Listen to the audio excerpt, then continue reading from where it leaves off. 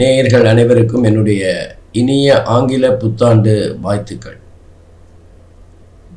நான் உங்கள் கல்வடங்கம் டாக்டர் சத்யநாராயண சர்மா பேசுகிறேன்.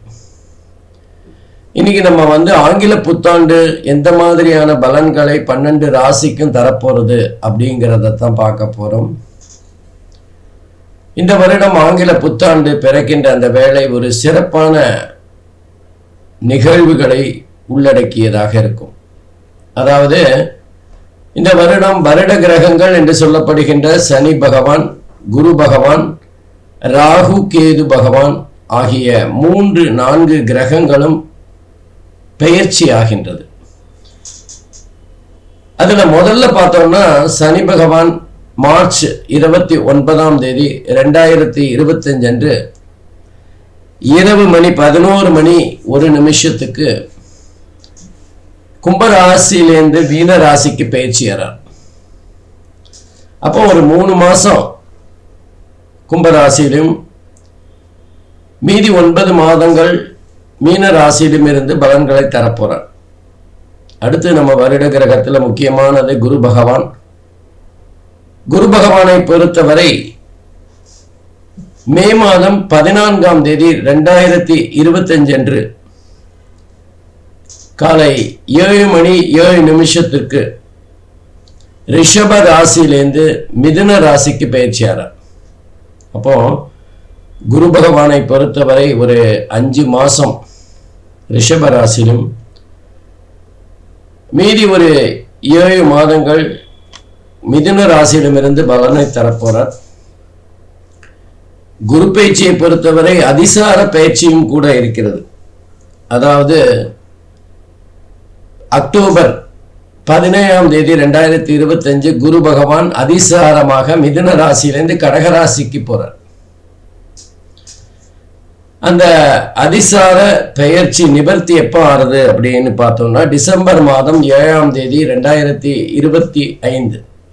அப்போ இங்க ஒரு 2 மாசம் குரு பகவான் கடகராசியிலிருந்து பலனை தர போறார். அப்போ அந்த குருவை பொறுத்தவரை 5 மாசம் ரிஷபத்துல, மீதி 5 மாசம் மிதுனத்திலையும் 2 மாதங்கள் கடகத்திலையும் இருந்து பலாபலன்களை தரப்போறார். இது அதிசார பலன்களையும் சேர்க்கணும். இதுல ஒரு 2 வருஷம் 2 மாசம் நீங்க பாத்தீங்கன்னா குரு பகவான் வக்கர நிலையில பிப்ரவரி 4ஆம் தேதி வரைக்கும் வக்கர நிலையில இருந்து பலனை தரப்போறார். அப்போ குரு பகவானோட பலன் அப்படிங்கிறது மிக மிக மாறுதலுக்கு உட்பட்டது. அதனால இந்த தடவை எல்லா ராசிக்காரர்களுக்குமே கொஞ்சம் மாறுகின்ற பலன்களாகத்தான் இருக்கும். நல்லது கெட்டது சாதக பாதகம் எல்லாமே கொஞ்சம் வித்தியாசமாக இருக்கின்ற ஒரு சூழ்நிலையை பார்க்கலாம். அதுக்கப்புறம் மே மாதம் 18ஆம் தேதி என்று 2025 அன்று ராகு பகவான் மீன ராசியிலிருந்து கும்பராசிக்கு வரார். அதே நேரத்தில் கேது பகவான் மே மாதம் 18ஆம் தேதி 2025 கன்னி ராசியிலிருந்து சிம்ம ராசிக்கு பயிற்சியாரார். ஆகவே இந்த அமைப்பானது எப்படிப்பட்ட பலன்களை 12 ராசிக்கும் தரப்போறது அப்படின்னு தான் நம்ம பார்க்க போறோம். 2024 போல 2025 அவ்வளவு ரொம்ப ட்ரையா இருக்காது. கொஞ்சம் நிம்மதியான சூழ்நிலை இருக்கும். சந்தோஷங்கள் அதிகரிக்கின்ற ஒரு சூழ்நிலை இருக்கும். 2024 விட 25 ரொம்ப நல்லா தான் இருக்கும். அதே மாதிரி இயற்கை சீற்றம் கூட வெகுவாக குறைகின்ற ஒரு சூழ்நிலையை பார்க்கலாம். 2024 நம்ம எதிர்பாராத புயல் மழை எல்லாமே இந்தியாவை சுத்தி சுழட்டி அடிச்சிருச்சு. இப்ப 2025 நம்ம ரெகுலரா வருகின்ற அந்தந்த சீசனுக்கு ஏற்ப குறைந்த மழை தான் வரும்.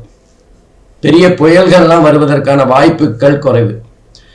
அதே மாதிரி நிமோனியா போன்ற சில எதிர்பாராத வியாதிகள் காரணமே தெரியாம இந்த 2024 அங்கொங்கும் இருக்கு. கொரோனாவோட தொடர்ச்சியாக நீச்சமாக அங்க இங்க கொஞ்சம் கொஞ்சம் இந்த பிரச்சனைகள் வருது. அதாவது ஜுரம் பொதுவாக 2-3 நாள் இருக்கும் அப்படின்னா 10 நாள் வரைக்கும் ஜுரம் இருக்கிற ஒரு சூழ்நிலை. அது டெங்கா இருக்கும் அல்லது மலேரியாவா இருக்கும். அந்த மாதிரி மாறுகின்ற ஒரு சூழ்நிலையை இந்த 2024 பார்த்தோம். அதுக்கு மிக முக்கியமா சனி பகவானோட வக்கர நிலையும் குரு பகவானோட வக்கர நிலையும் காரணமா இருக்கும். அப்போ 2025 இந்த மாதிரி ஆரோக்கிய குறைபாடுகள் வெகுவாக குறையும். எல்லாருக்கும் தலைவலி அதெல்லாம் வரத்தான் செய்யும். பட் இருந்தாலும் 2024 படாத பாடு காரணமே தெரியாம கஷ்டப்பட்ட ஒரு கஷ்டமான நிலைமை இருக்காது. இன்னும் குறிப்பா சொல்லணும்னா இந்தியாவோட ராசி அப்படின்னா மகர ராசி. அந்த மகர ராசிக்கு சனி பகவான் 3வது இடத்துல அற்புதமா இருக்கார். 2வது இடத்துல ராகு பகவான். அதே மாதிரி மகர ராசிக்கு 6வது இடத்துல குரு பகவானும், மகர ராசிக்கு 8வது இடத்துல கேது பகவானும் அமர்ந்து பலன்களை தர இருக்கிறார். இதெல்லாம் ஒரு நல்ல கடந்த வருடம் 2024 விட சிறப்பான பலன்களாகத்தான் கண்டிப்பா இருக்க போறது. அப்ப இந்தியாவில் மழை, சீதோஷ்ணம், புயல், இயற்கை சீற்றங்கள் இதெல்லாம் வெகுவாக குறையும். அரசியல்ல இருக்கிற குழப்பங்கள் வெகுவாக குறைந்து ஒரு நிம்மதியா ஒரு ஸ்மூத்தா போற ஒரு சூழ்நிலை இருக்கும். 2025 இந்தியாவுக்கும் சரி மற்ற தனிப்பட்ட நபர்களுக்குமே ஓரளவுக்கு நன்மைகளை அதிகமாக தர்ற மாதிரி தான் இருக்கும். இந்தியாவோட மதிப்பு வெளிநாடுகளில் கொஞ்சம் அதிகரிக்கின்ற ஒரு சூழ்நிலையை பார்க்கலாம். இந்தியாங்கிறது ஒரு ஆச்சரியமாக பார்க்கின்ற ஒரு சூழ்நிலை ஏற்படும். இந்தியாவோட பல சாதனைகள் வெளியே பேசப்படுகின்ற ஒரு கட்டத்தை பார்க்கலாம். வெளிநாட்டில் இருக்கிற பல இந்தியர்கள் தங்களுடைய திறமைகளை வெளிக்கொண்டு வருகின்ற ஒரு காலகட்டமாக இருக்கும். பொதுவாக 2025 இந்தியாவுக்கு மிக அற்புதமான காலகட்டமாக இருக்கும். இந்த மாதிரியான ஒரு சூழ்நிலையில் இந்த 2025 12 ராசிக்கும் எப்படி பட்ட பலன்களை தரப்போறது அப்படிங்கிறத தனித்தனியா அந்தந்த ராசிக்கு பார்க்கலாம். வாங்க போலாம். அன்பிற்கினிய சிம்ம ராசி அன்பர்களே, இன்னைக்கு நம்ம 2025 சிம்ம ராசி அன்பர்கள் எப்படிப்பட்ட பலன்களை பெறப்போகிறார்கள் அப்படின்னு பார்க்க போகிறோம். சிம்ம ராசியை பொறுத்தவரை ராசியிலேயே கேது பகவான் சஞ்சாரம் செய்ய போகிறார். அதுவும் மே மாதத்துக்கு அப்புறம் தான். மே மாதம் வரைக்கும் 12வது வீட்டு, அதாவது 2வது வீட்டில் கேது சஞ்சாரம் செய்ய போகிறார். அதே நேரத்தில் ராகுவானவர் சிம்ம ராசிக்கு 8வது வீட்டில் ஒரு 5 மாதமும் 7வது வீடு என்று சொல்லப்படுகின்ற களத்திர ஸ்தானத்தில் ஒரு 7 மாதமும் சஞ்சாரம் செய்ய போகிறார்.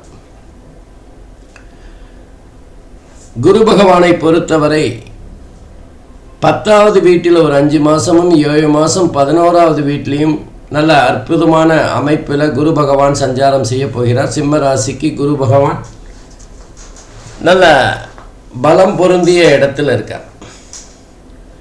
சனி பகவானை பொறுத்தவரை சிம்ம ராசிக்கு 7வது வீடு மற்றும் 8வது வீட்டில் சஞ்சாரம் செய்து பலன்களை தர இருக்கிறார்.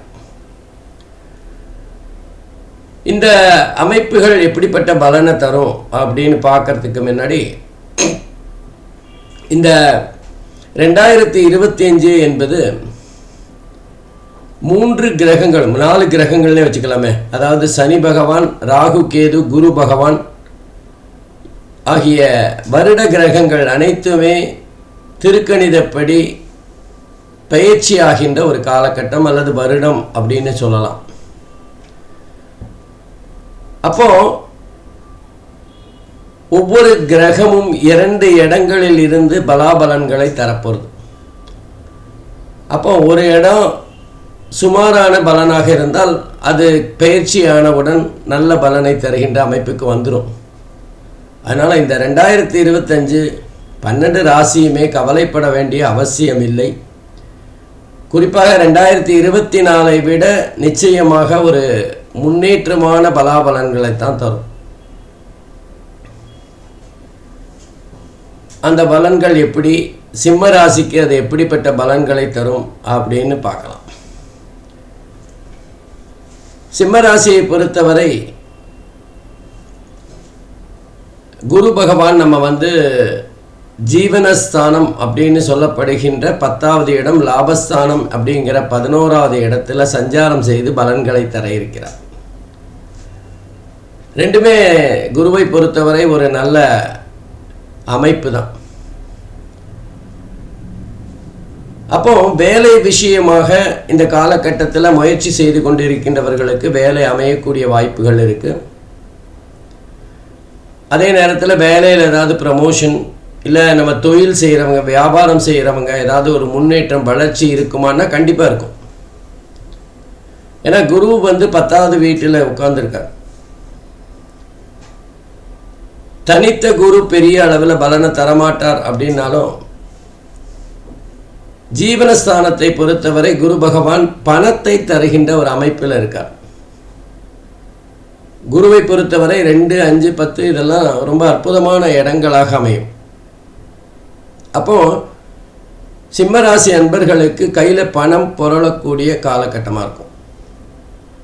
அது கடனாக இருக்கலாம், அல்லது நம்ம வியாபாரம் செய்திருக்கலாம், சம்பளத்தில் இருக்கலாம். ஏதோ ஒன்று கையில் பணம் எப்போவுமே தாராளமாக புகழுகின்ற ஒரு சூழ்நிலையை பார்க்கலாம்.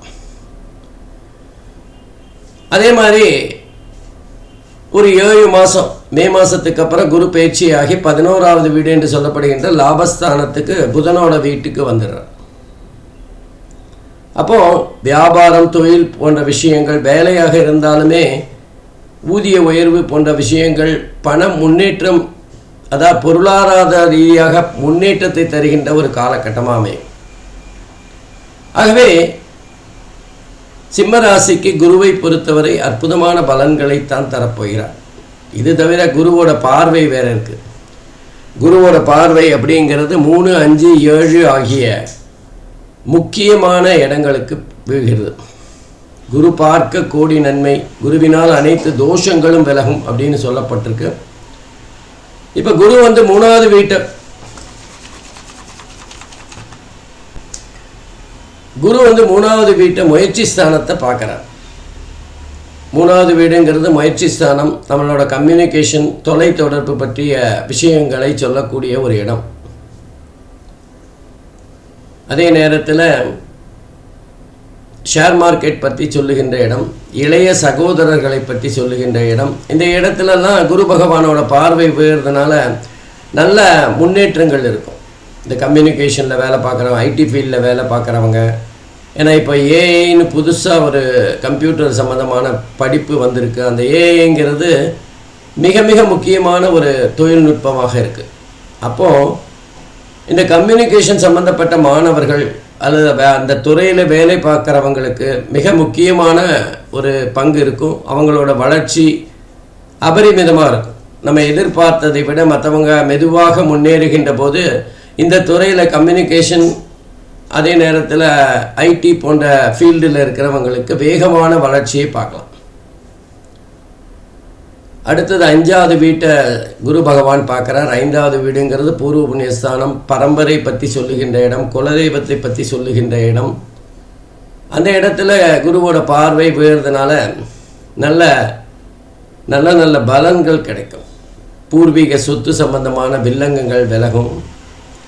நமக்கு ஏதாவது ஒரு பாரம்பரியம் மிக்க ஏதாவது ஒரு பரம்பரை சொத்து வரவேண்டி இருந்தால் அது கைகூடி வருகின்ற காலகட்டமாக இருக்கும். ஜாதகருடைய புத்திசாலித்தனத்தை பற்றி சொல்லுகின்ற இடமும் 5வது இடம்தான். அப்போ ஜாதகர் தன்னுடைய புத்திசாலித்தனத்தை வெளிப்படுத்துகின்ற ஒரு காலகட்டமாக இருக்கும். மாணவர்களாக இருந்தால் நல்ல சிறப்பான மதிப்பெண்கள் பெற்று நல்ல நிலைமைக்கு வருகின்ற ஒரு சூழ்நிலையை பார்க்கலாம். குரு பகவான் 5வது இடத்தை பார்க்கறதுனால காதல் சம்பந்தப்பட்ட விஷயங்கள் கூட வெற்றியாக மாறக்கூடிய வாய்ப்புகள் இருக்குது. அல்லது காதலில் ஏதாவது ஒரு முடிவு தெரிகின்ற ஒரு சந்தர்ப்பம் இருக்கும். பொதுவாகவே 5வது இடம் என்பது காதலை வளர்க்கின்ற ஒரு இடம்னு சொல்லலாம். காதலுக்கு காரகம் பெற்ற இடம் 5வது இடம். அப்போ அந்த 5வது இடத்துக்குரிய இடத்தை குரு பகவான் பார்க்கறதுனால காதல் திருமணத்தில் முடிகின்ற ஒரு சூழ்நிலையை பார்க்கலாம்.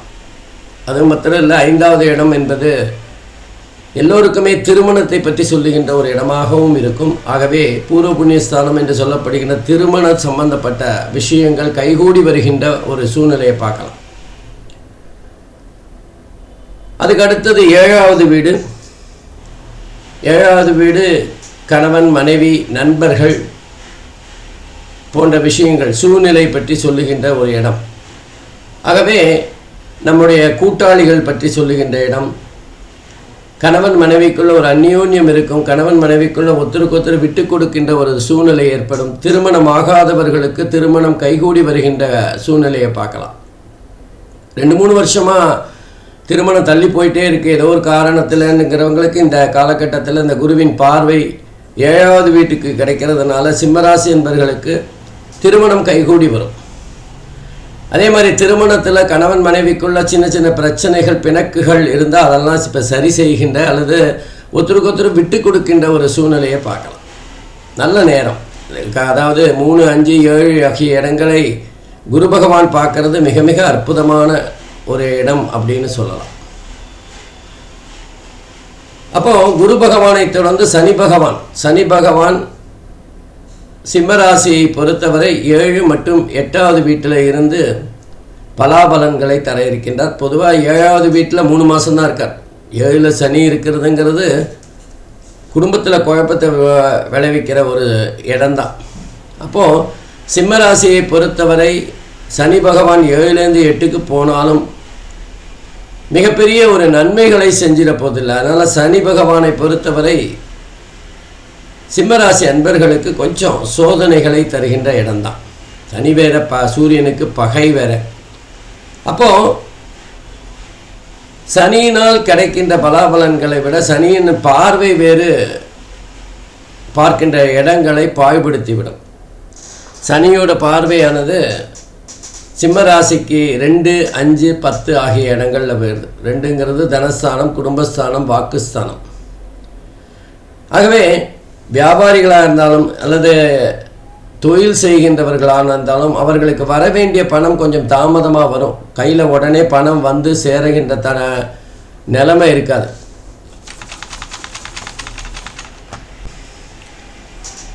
அப்போ பண விஷயத்தில் கொஞ்சம் நெருக்கடிகள் அதிகமான ஒரு சூழ்நிலையை பார்க்கலாம். குரு பகவான் பொருளாதாரத்தில் நல்ல நிலைமையை ஏற்படுத்தினாலும் சனி பகவான் அதில் கொஞ்சம் மந்த நிலையை, பொருளாதாரத்தில் கொஞ்சம் சிக்கல்களை ஏற்படுத்தக்கூடிய அமைப்பில் தான் இருக்கார். சனி பகவானும் 5வது இடத்தை பார்க்கறதுனால 5வது இடம் பூர்வ புண்ணியஸ்தானம் என்று சொல்லப்படுகிற குலதெய்வம் பற்றி சொல்லுகின்ற இடம். ஆகவே ஜாதகர் நீண்ட நாள் விருப்பமாக குலதெய்வத்தை வழிபடுகின்ற ஒரு சூழ்நிலை ஏற்படும். குலதெய்வம் மட்டுமல்ல இஷ்ட தெய்வத்தையும் வணங்கி வருகின்ற ஒரு சூழ்நிலை ஏற்படும். புனித யாத்திரை, அதாவது கோயில்களுக்கு சென்று திருப்பணிகள் செய்கின்ற ஒரு சூழ்நிலையை பார்க்கலாம். 5வது இடத்தை சனி பகவான் பார்வையிடுகின்ற காரணத்தினால் வேலை விஷயத்தில் கொஞ்சம் வேலை பளு அதிகரிக்கின்ற ஒரு சூழ்நிலையை பார்க்கலாம். அதிகமாக வேலை இருக்கும், நம்மளால் முடியலப்பா அப்படின்னு சொல்கிற மாதிரியான வேலைகள் அதிகமாக இருக்கிற ஒரு சூழ்நிலையை பார்க்கலாம். ஏன்னா நமக்கு வேலை நிறையா வர வருமானம் வரும்னாலும் உடம்பு ஒத்துழைக்கணும்ல, அந்த மாதிரியான ஒரு இக்கட்டான சூழ்நிலை. பணம் வரும்னாலும் நம்மளால் முடியணும்ல, உடம்பு ஒத்துழைக்க வேண்டுமே. ஆகவே இந்த நேரத்தில் சனி பகவான் பார்வையானது சிம்மராசிக்கு சுமாரான பலன்களைத்தான் தரும். அவர் சனியோட இருப்பும் சரியில்லை, சனியோட பார்வையும் சரியில்லாத ஒரு சூழ்நிலை தான் இருக்குது. அதே நேரத்தில் சிம்ம ராசியிலேருந்து 8வது வீட்டில் இருந்த ராகு பகவான் 7வது வீட்டுக்கு ஒரு மே மாதத்துக்கு அப்புறம் வரார். 7ல் ராகு வர்றது எதிர்பாராத நல்லது கெட்டது இப்போ கலப்படமாக தரக்கூடிய அமைப்பில் தான் இருக்கார். பெரிய அளவில் நன்மைகளை சரப்போகிறதில்லை. தொழிலில் ஒரு பெரிய முன்னேற்றம் திடீர்னு ஏற்படும். இப்படி தான் வரும், அப்படி தான் போகும் அப்படின்னு எதுவும் தெரியாத ஒரு சூழ்நிலையை ஏற்படுத்தி விடுவார். அதே மாதிரி 5 மாதம் 8வது வீட்டில் இருக்கும்போதும் அவர் நன்மைகளை தரப்போகிறதில்லை. அப்போ சனியை போலவே ராகுவும் சிம்மராசி என்பவர்களுக்கு சுமாரான பலன்களைத்தான் தரப்போகிறார். ஆனால் எதிர்பாராத சில அதிர்ஷ்டங்களை அள்ளி தந்துட்டு போயிடுவார். ராகுவை போல் கொடுப்பாரும் இல்லை, கேதுவை போல் கெடுப்பாரும் இல்லைன்னு சொல்லியிருக்கு. அப்போ அந்த ராகு எதிர்பாராத நன்மைகளை செஞ்சிருவார். கேது பார்த்தீங்கன்னா சிம்ம ராசியிலே உட்கார்ந்துருக்கார். அவர் சிம்ம ராசிக்கு 2வது வீட்டில் ஒரு 5 மாதமும் ராசியிலேயே ஒரு 7 மாதமும் இருந்து பலாபலன்களை தரப்போகிறார். ரெண்டுமே சுமாரான பலன்களை தருகின்ற அமைப்பு தான். 2வது வீட்டில் கேது இருக்கும்போது குடும்பத்தில் சின்ன சின்ன சலசலப்புகள், நம்ம செய்கிற விஷயங்களுக்கு கேள்வி கேட்குற ஒரு சூழ்நிலையை பார்க்கலாம். அல்லது தெய்வீக ஆன்மீக சம்பந்தமான குழப்படிகள் ஏற்படக்கூடிய வாய்ப்புகள் இருக்குது. நம்ம சொல்கிற விஷயங்கள் மற்றவங்க ஏற்றுக்காத ஒரு சூழ்நிலையை பார்க்கலாம். ஏன்னா கேது எந்த ராசியில் இருக்காரோ அந்த ராசிக்குரிய காரகத்துவத்தை தடை செய்யக்கூடியவர், இடைஞ்சலாக இருக்கக்கூடியவர். ஞானக்காரகனாக இருந்தாலுமே கேது பகவான் ஒரு ஸ்பீட் பிரேக்கர் மாதிரி தான் தன்னுடைய ராசியில் வேலை பண்ணுவார். அப்போது 2வது வீட்டில் இருக்கிற கேது பகவானும் கூடவே ஜென்மத்தில் வருகின்ற கேது பகவானும் கொஞ்சம் பாடாப்படுத்துகிற ஒரு சூழ்நிலையை தான் பார்க்கலாம். சிம்மராசியை பொறுத்தவரை மே மாதத்துக்கு பிறகு ஜாதகருக்கு உடல் ரீதியாக சில அசௌகரியங்கள் ஏற்படலாம், அசதி ஏற்படலாம். நிறைய நம்மளால் முடியலை அப்படிங்கிற ரீதியில் உடல் சம்பந்தமான ஒரு வைத்திய செலவுகள் அதிகரிக்கின்ற சூழ்நிலையை பார்க்கலாம். ஆகவே மொத்தத்தில் பார்த்தா குரு பகவான் மட்டுமே சிம்மராசி என்பர்களுக்கு நல்ல பலனை தருகின்ற அமைப்பில் இருக்கார். ஆகவே சிம்மராசி என்பர்கள் இந்த காலகட்டத்தில் கொஞ்சம் முன்னெச்சரிக்கையாக இருக்கணும். இருந்தாலுமே 5 மாதங்கள் ராகுவும் சரி கேதுவும் சரி சுமாரான பலன்களை தருகின்ற அமைப்பில் இருக்கிறதுனால கொஞ்சம் முன்னெச்சரிக்கையாக அல்லது அவசரப்படாமல் நம்ம இருந்தோன்னா சிம்மராசி என்பர்கள் இந்த 2025 முடிந்த அளவுக்கு பண வருமானத்தை சேர்த்து கொஞ்சம் சந்தோஷமாக வாழ்க்கையை நகர்த்தலாம். அவசரப்படாமல் இருக்கணும். அவசரப்பட்டால் அவசரக்காரனுக்கு புத்தி மட்டுங்கிற மாதிரி சிம்மராசி அன்பர்கள் இந்த காலகட்டத்தில் கொஞ்சம் நிதானமாக செயல்படணும். நன்றி, வணக்கம். ஸ்ரீ குபேரன் டிவியை பார்த்தமைக்கு நன்றிகள். மேலும் இது போன்ற தகவல்களை தெரிந்து கொள்ள ஸ்ரீ குபேரன் டிவியை சப்ஸ்கிரைப் செய்யுங்கள். மறக்காமல் பெல் ஐக்கானை கிளிக் செய்யுங்கள்.